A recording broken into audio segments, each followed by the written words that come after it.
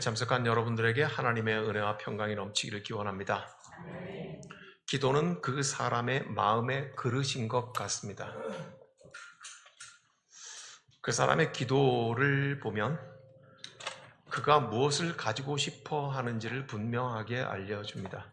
우리 각자 자기의 기도를 돌아보면 내가 무엇을 가지고 싶어 하는지, 그래서 기도는 각자 그 사람의 마음을 담는 그릇인 것 같습니다. 오늘 솔로몬, 그의 기도를 보면서 그의 마음의 그릇에는 무엇을 담기를 원하는지, 그가 무엇을 가지고 싶어 하는지를 오늘 함께 같이 보려고 합니다.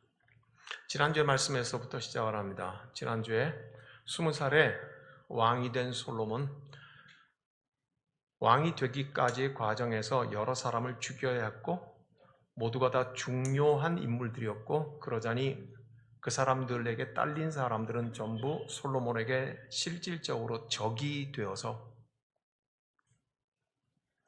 솔로몬을 해코지하고자 하는 마음이 가득한 가운데 솔로몬이 선택한 것이 힘센 왕이 되고자 중앙 집권 체제를 빨리 확립한 것이 아니라 그때 솔로몬이 1000번제를 하나님 앞에 드리기로 선택했다고 우리는 보았습니다.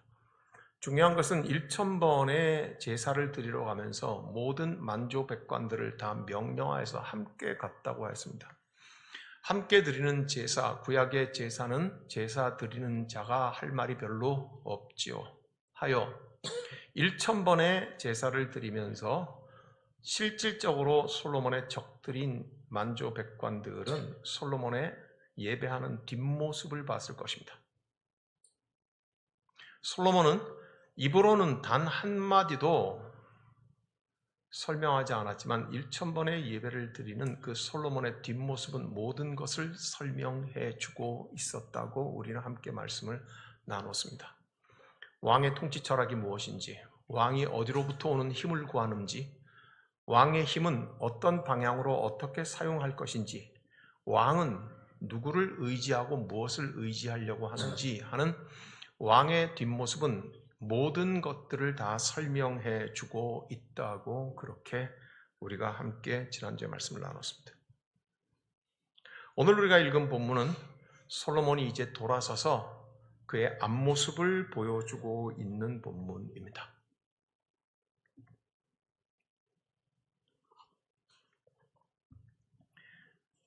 솔로몬이 온 백성들 앞에서 자기의 앞모습을 보였을 때 첫 번째 했던 것이 무엇인지 13절을 함께 같이 읽겠습니다.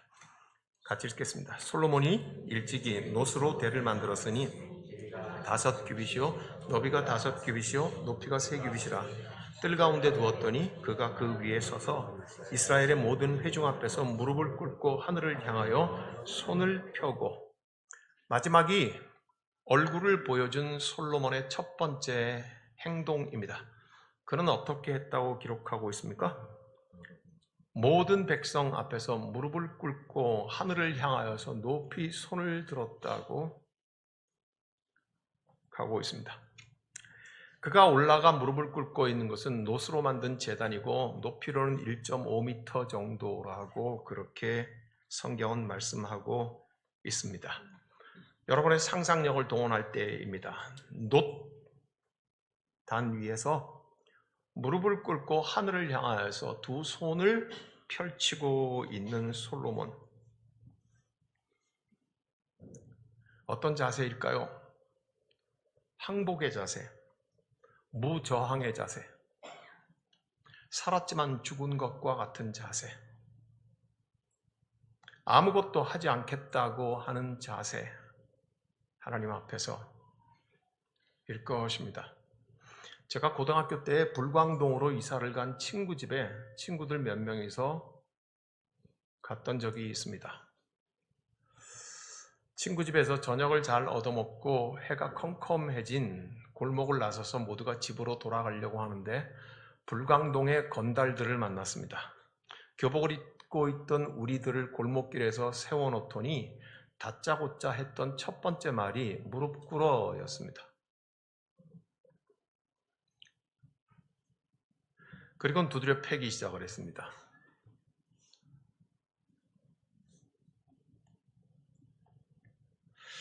왜 그들의 첫 마디가 무릎 꿇어였을까? 저항하지 말라는 말일 겁니다. 아무 행동도 하지 말할 것입니다. 너희는 지금 이 순간만큼은 산 게 아니라 죽은 것과 똑같다 이 말이겠죠.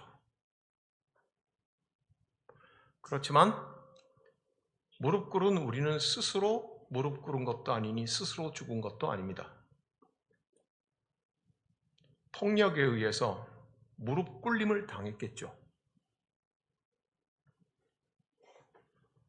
그들에게 있어서 무릎을 꿇는다는 것 자체가 너는 저항을 포기하고 죽은 것과 다름없다는 뜻일 것입니다. 그러나 오늘 성경의 솔로몬은 무릎 꿇림을 당한 것은 아닙니다. 그는 온 백성 앞에서 스스로 자원함으로 무릎을 꿇었습니다. 그리고 높이 하늘을 향하여서 무저항, 항복의 자세를 취합니다. 스스로 죽은 겁니다. 하나님 앞에 무릎을 꿇고 손을 드는 그 순간만큼은 내가 살아있지만 죽은 것과 같은 자세를 뜻하는 것일 것입니다. 로마서 12장 1절에 사도 바울은 이렇게 말씀합니다. 그러므로 형제들아 내가 하나님의 모든 자비하심으로 너희를 권하노니 너희 몸을 하나님이 기뻐하시는 거룩한 산 제물로 드리라. 이것이 너희가 드릴 영적 예배니라. 솔로몬은 기도의 태도를 취합니다. 분명합니다. 그는 살아있지만 그 순간 하나님 앞에서 죽은 자와 다름없는 제물이 되었다고 하는 뜻일 것입니다. 솔로몬의 앞모습을 보고 첫 번째 행동은 그는 죽겠다는 것입니다.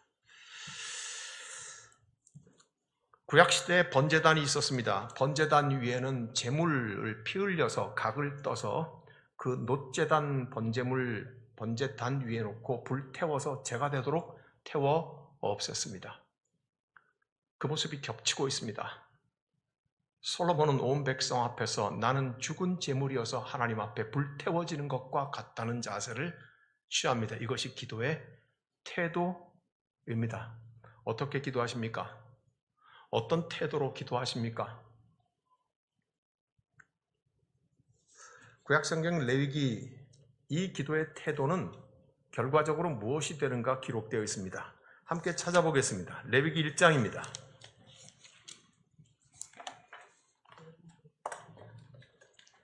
구약성경 레위기 1장 9절 말씀을 함께 봅니다.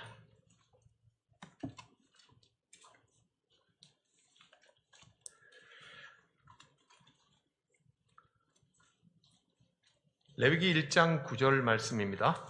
레위기는 처음 시작을 열자마자부터 불태워서 드리는 제사, 즉 번제의 기록이 있고 각 제물인 짐승의 종류마다 어떻게 불태우고 어떻게 잡는가 하는 기록이 1장에 있는 말씀입니다.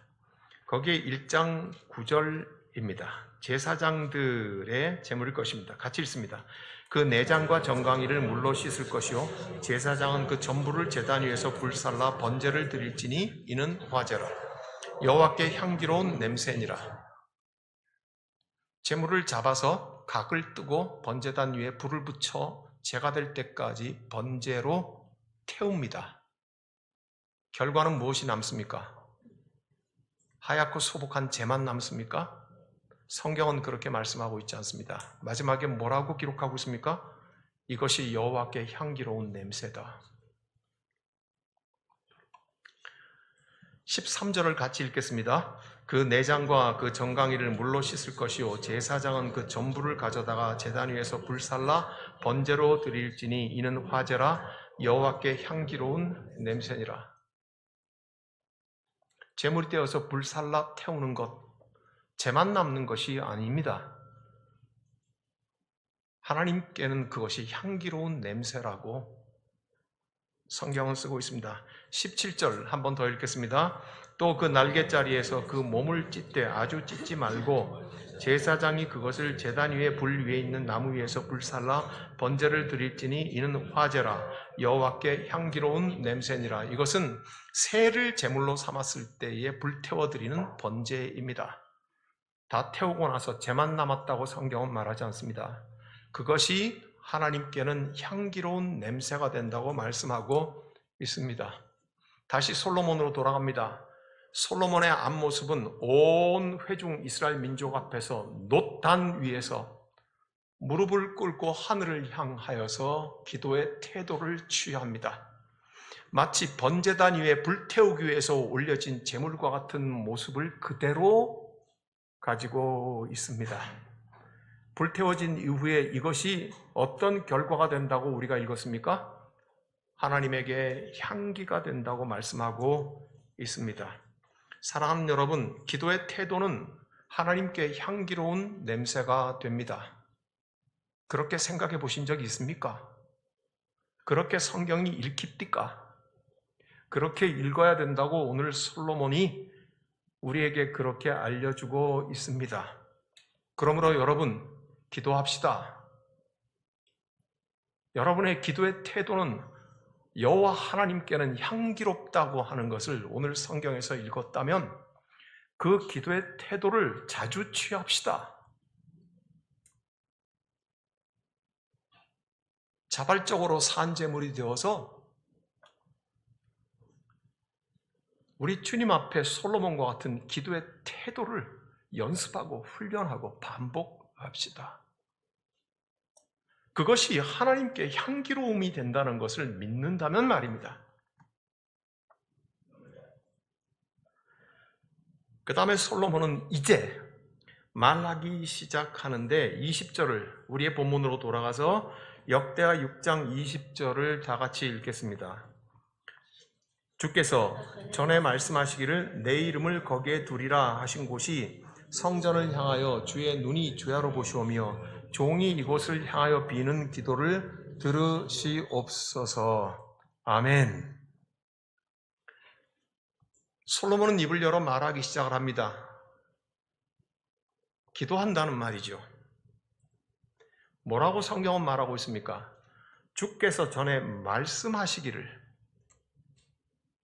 그러나 하나님께서 하신 말씀을 기억합니다. 내 이름을 성전에 두시겠다고 말씀하신 것을 내가 기억합니다.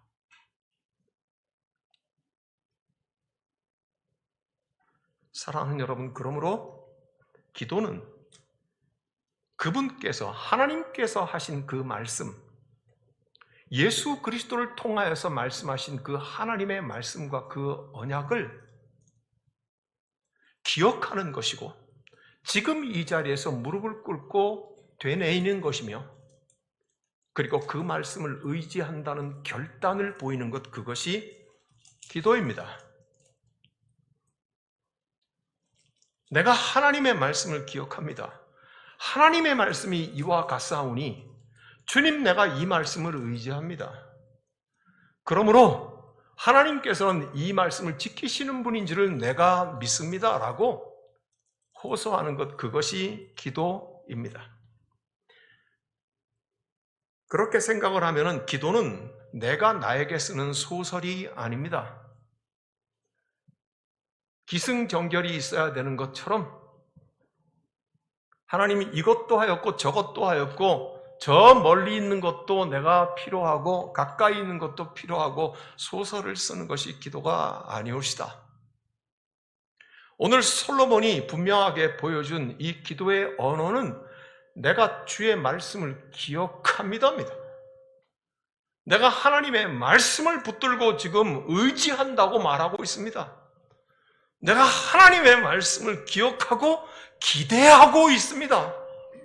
지금 내가 무릎 꿇고 하고 있는 말은 그 말입니다. 솔로몬은 소설을 쓰지 않습니다. 누구든지 기도를 소설인 것 줄 알고 소설을 쓰기 시작하면 그 기도는 허공을 떠돌고 말 것입니다. 1초에 340m의 속도로 사라져가는 소리가 되고 흩어져 버리고 말 것입니다. 빨리 흘러가는 물이 되고 말 것입니다. 아무리 진지하게 말한다 하여도 무효가 되는 말이 되고 말 것입니다. 말씀이 있습니까, 여러분? 여러분에게 새겨진 하나님의 말씀이 있습니까? 성령께서 깨닫게 하신 그 한마디의 말씀이 있습니까? 이 말씀을 위해서라면 내가 모든 것을 놓고라도 이 말씀 붙들겠다고 하는 그 약속의 말씀이 있습니까? 우리 십자수교회는 붙들고 가야 할 말씀이 있습니까, 여러분? 하여 우리는 성경을 봉독하고 나서 설교를 하기 전에 이와 같이 간구합니다. 이 말씀 따라 사는 동안 지치지 않게 하시고 이 말씀 따라 사는 동안 주님 나라 이루소서. 하나님의 말씀이 있어야죠. 내게 새겨진 말씀이 있어야죠. 그 말씀을 내게 새기기 위하여서 우리가 묵상하는 겁니다. 하나님의 말씀의 달콤한 맛을 봐야죠. 하나님의 말씀의 쓴맛도 봐야죠. 하나님의 말씀의 날카로운 맛도 봐야죠. 하나님의 말씀이 날선 검과 같아서 좌우의 날선 검과 같아서 내 심령을 찔러 쪼개미 무엇인지를 맛봐야죠. 그래야 그 말씀을 붙들고 기억날 것 아니겠습니까? 그래야 하나님의 말씀으로 기도할 것 아니겠습니까? 제 젊은 시절에 신학교를 가야 할지 말아야 할지 고민할 때 무릎을 꿇고 있는 내게 들려주신 그 말씀, 내가 네게 명한 것이 아니냐. 마음을 강하게 하고 담대하라. 두려워 말며 놀라지 말라. 네가 어디로 가든지 내 여호와 하나님께서 너와 함께 하시느니라. 여호수아 1장 9절의 말씀. 목회자가 되어서 목회가 순탄하지만은 않겠죠. 고난이 시작되고 고통이 점점 커지기 시작하고 끝날 것 같지 않을 그때에 새벽 기도를 마치고 십자가 밑에 무릎을 꿇고 주여 이 고난이 언제쯤 끝나겠습니까? 할 때 생생하게 내 속에 들려주시던 그 말씀, 저들이 너를 십자가에 못 박을 때까지 멈추지 아니할 것이다.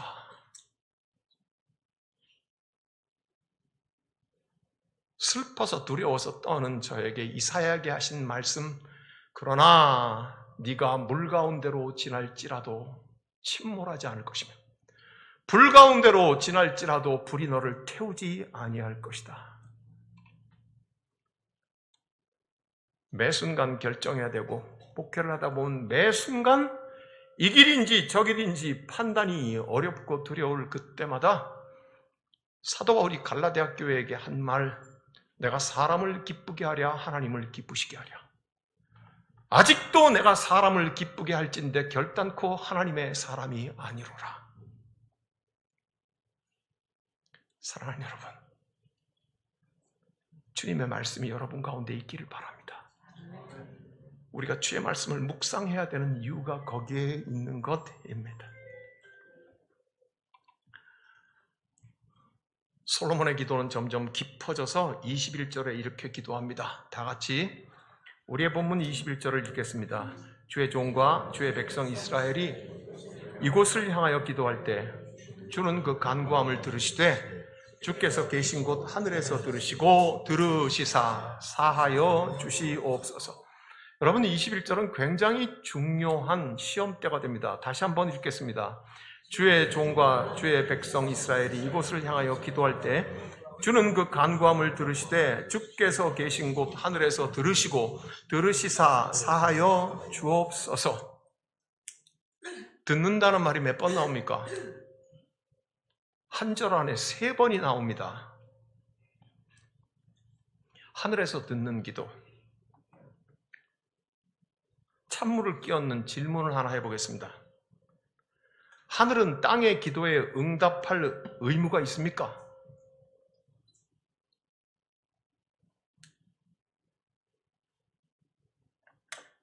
하나님은 땅에서 드리는 기도를 응답해야 될 의무가 있습니까?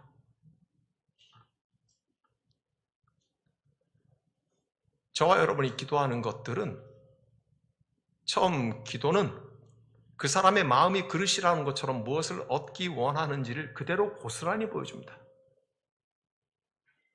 무엇을 구할까는 저와 여러분들의 순전한 자유입니다. 마음대로 구할 수 있습니다. 우리는 우리의 자유를 행사하며 기도합니다.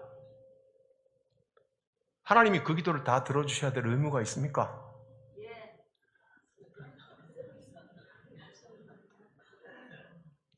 믿음대로 될지어다. 하나님은 하나님의 자유가 있지 않습니까? 거절하실 자유, 듣고도 안 들으신 척할 자유. 사랑하는 여러분, 하늘은 땅의 기도에 응답할 의무가 있는 건 아니죠. 여기서 우리의 절망이 시작됩니다. 심지어는 우리는 더 깊은 나락으로 떨어지기도 합니다. 도대체 어떻게 하면 하늘의 문을 열 수 있단 말입니까? 도대체 어떻게 하면 거기에 도달할 수 있단 말입니까? 왜 하나님은 침묵하시는 걸까요?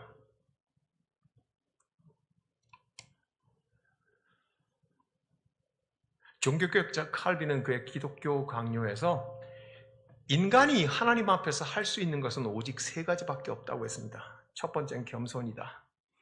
두 번째도 역시 겸손이다. 마지막 세 번째도 인간이 하나님 앞에서 할 수 있는 것은 겸손밖에 없다. 칼빈은 그 뒤에 이렇게 썼습니다.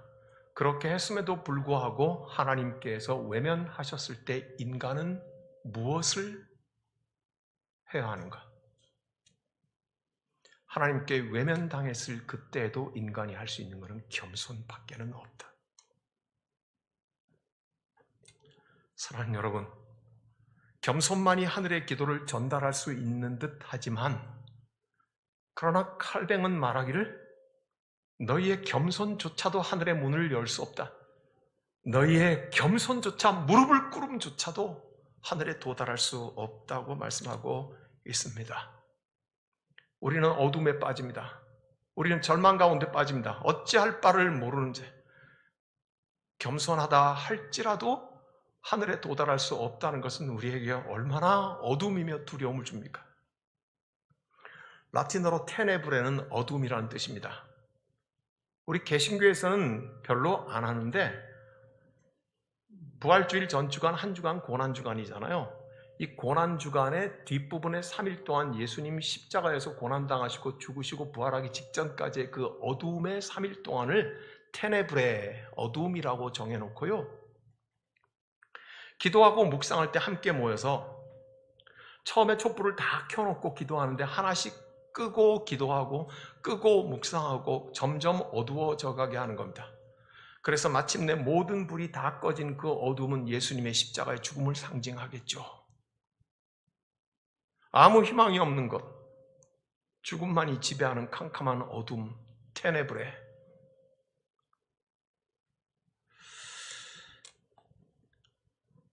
유대계 독일 시인인 파울 첼라안이 테네브레의 짧은 기도문을 썼습니다.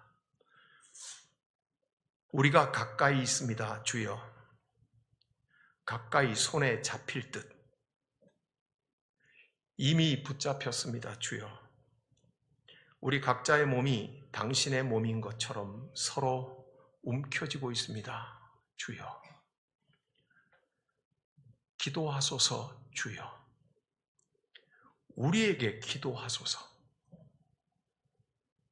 우리는 가까이에 있습니다. 이 파울 첼란의 테네브레의 마지막 장면에서 우리는 당혹합니다. 하다 하나님을 향해서 기도하라고 하고 우리를 위하여서 기도하라고 하나님께 말씀하며 우리는 가까이에 있다고 절규하고 있는 이 기도는 도대체 무슨 말이냐? 경상북도 청도에 가면 동산기도원이 있습니다. 어머니 권사님의 유언을 따라서 아들인 하 장로님이 그 동산기도원을 평생 했습니다. 지금쯤 아마 돌아가셨는지 모르겠습니다. 수년 전에 가서 몸이 편찮으신 걸 보고 왔는데 저도 그 기도원에 자주 갔었습니다. 거기에 가면 동산이 있습니다. 야트막한 산이 있는데 거기에 올라가서 철야 기도를 하고 밤을 새워 기도하고 금식 기도도 하고 그런 분들이 많습니다. 기도원이니까 매일 저녁마다 예배를 드리겠죠. 그 예배 인도를 강사가 없을 때는 하장노님이 인도하셨습니다. 찬송 부르고 하나님 말씀 읽고 간증처럼 말씀하시는 거죠.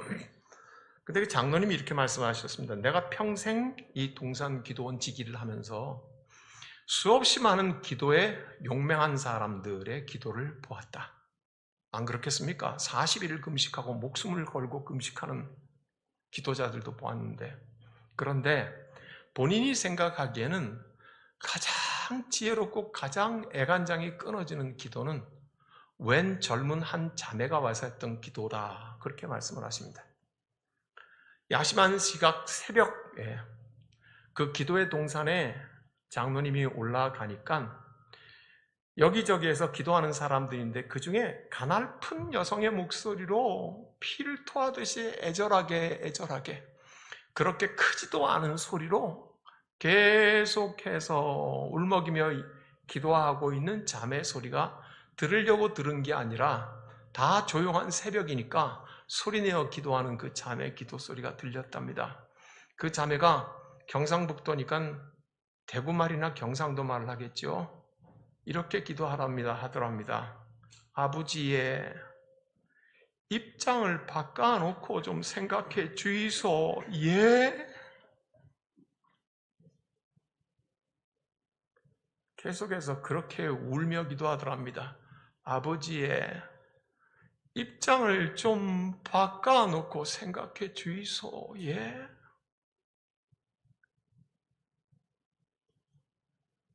얼마나 간절했으면, 얼마나 하늘에 도달하고 싶었으면, 얼마나 주님의 음성을 듣고 싶었으면,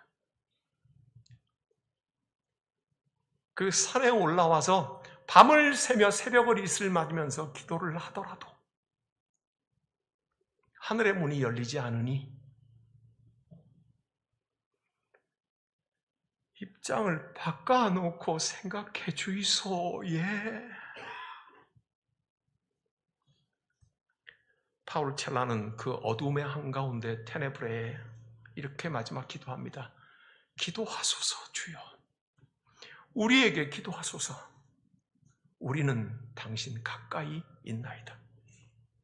낮아지고 작아져도 하늘에 닿을 수 없기에 솔로몬처럼 놋제단 위에 태워지는 번제물처럼 자기의 죽음을 표시하여도 하늘의 문을 열 수 없기에 가장 작은 자가 되고 버려진 것 같은 그 고통의 고난 속에 있고 너무도 간절해서 그러나 도달할 수 없는 그 슬픔을 간직한 사람, 기도자. 하나님, 여기 가까이에 엎드려 있을 뿐이니 주님이 기도하소서. 이제 나는 더 이상 기도할 수 없으니 주님이 나를 위해 기도해 주소서 하느니 역설의 기도를 할 수밖에 없는 인간, 이것이 겸손이다.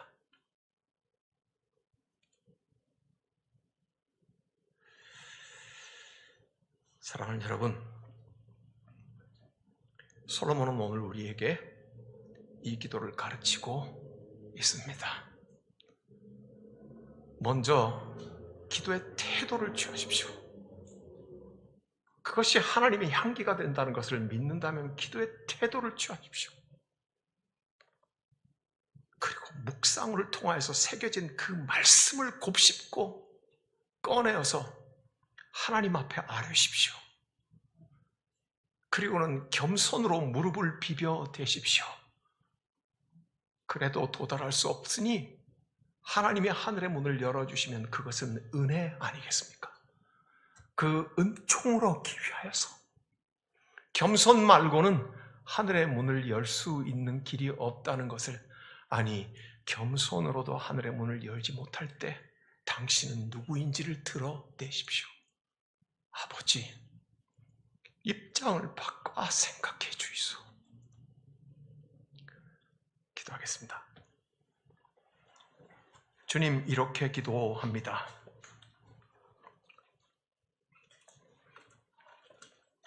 주님, 우리로 하여금 주님 앞에 무릎 꿇고 두 손을 높이 든 마치 번제단 위에 화제물과 같은 태도를 낙타 무릎처럼 연습하게 하여 주시옵소서. 하나님의 말씀으로 기도하게 하여 주옵소서.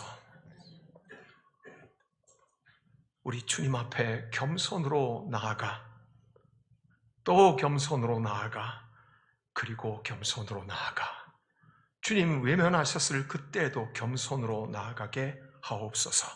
우리 주님 예수님 이름으로 기도드립니다. 아멘.